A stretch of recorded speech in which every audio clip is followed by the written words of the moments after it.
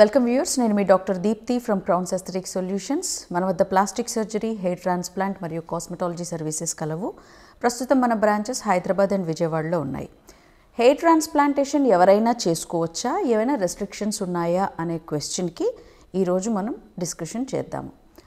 Hair transplantation అనేది చేసుకోవాలంటే పర్టికులర్గా కొన్ని క్రైటీరియా మీట్ అవ్వాలండి. ముఖ్యంగా ఏజ్ 21 ఏళ్ళు రాకుండా హెయిర్ ట్రాన్స్ప్లాంటేషన్ చేసుకోవడము అసలు సర్జన్స్ అన్నవారు ఎంకరేజ్ చేయరు.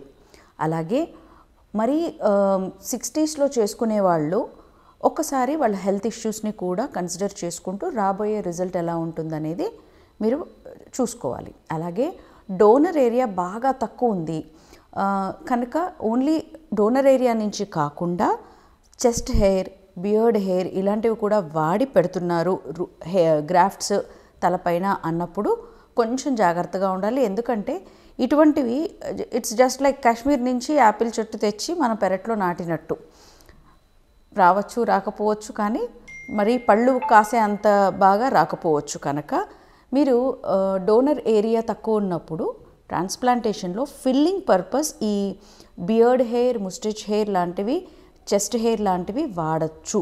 కాకపోతే దాని నుంచి పెద్దగా గ్రోత్ ఎక్స్పెక్ట్ చేయొద్దు. జస్ట్ ఫర్ ఫిల్లింగ్ పార్ట్, అంటే ఆల్రెడీ దూరంగా పెట్టిన గ్రాఫ్ట్స్ మధ్యలో ఏదో కన్సీల్ చేయడానికి కోసం మనం ఇవి పెట్టచ్చు.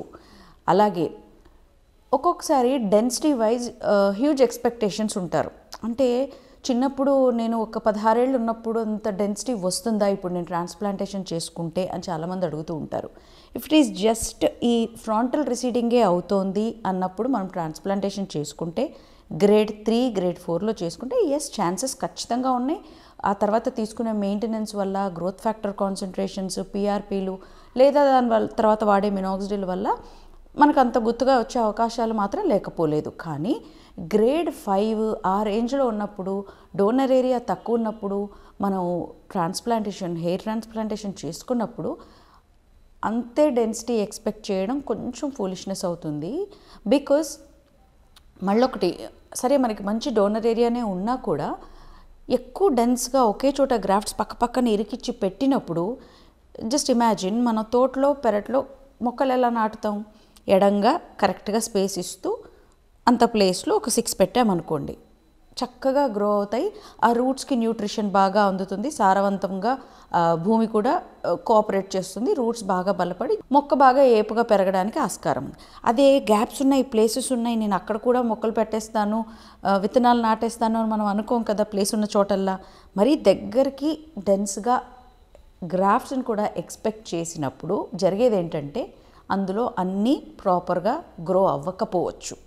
సో ఎక్స్పెక్టేషన్స్ అనేవి ప్రాక్టికల్గా పెట్టుకోవాలి. మీ సర్జన్ చెప్పేది వినాలి. ఇంకొందరు ఉంటారు, నాకు ఇక్కడికి హెయిర్ లైన్ కావాలి అంటారు. అంటే వారు ఒక అనాటమీని కానీ ఇక్కడ ఈ స్కిన్ ఫిజియాలజీని కానీ తెలుసుకోకుండా మామూలుగా కామన్ మ్యాన్ అన్న వాళ్ళు ఏంటంటే నాకు ఇక్కడికి ముందుకి కావాలి హెయిర్ లైన్, ఎలాగో ట్రాన్స్ప్లాంట్ చేసుకుంటున్నాను కదా ముందుకు జరిపేయండి అని అడుగుతూ ఉంటారు. ఇలాంటి వాళ్ళు ఆలోచించాల్సింది ఏంటి అంటే ఇక్కడ మజిల్ ఉంటుంది, ఒకటి ఫ్రంటాలిస్ అని ఒక మజిల్ ఉంటుంది. ఇలా అని చూసినప్పుడు మనకి ఇక్కడ ముడతలు అవుతుంటాయి కదా, ఈ ముడత భాగం మీద గ్రాఫ్ట్స్ పెట్టడం వల్ల ఉపయోగం ఏమీ లేదు. కనుక మీ hair line, natural hair line ఏంటో, అలాగే మీ ఫేషియల్ ఎస్థెటిక్స్ని బట్టి ఈ 3 ఫేస్ని ఇక్కడి నుంచి ఇక్కడికి ఇలా డివైడ్ చేసి చూసినప్పుడు 3 ఈక్వల్గా ఉంటే వైనంగా ఉంటుంది ఫేస్. కనుక అలా మీ ఎస్థెటిక్ సర్జన్ అనేవాళ్ళు మీకు లైన్ గీస్తారు. సో వారితో కోఆపరేట్ చేయడం చాలా అవసరం. Hair line expectations, density expectations కాస్త ప్రాక్టికల్గా ఉంటే డెఫినెట్గా సర్జన్స్ అనేవాళ్ళు మీకు సర్ప్రైజింగ్ రిజల్ట్స్ ఇస్తారు.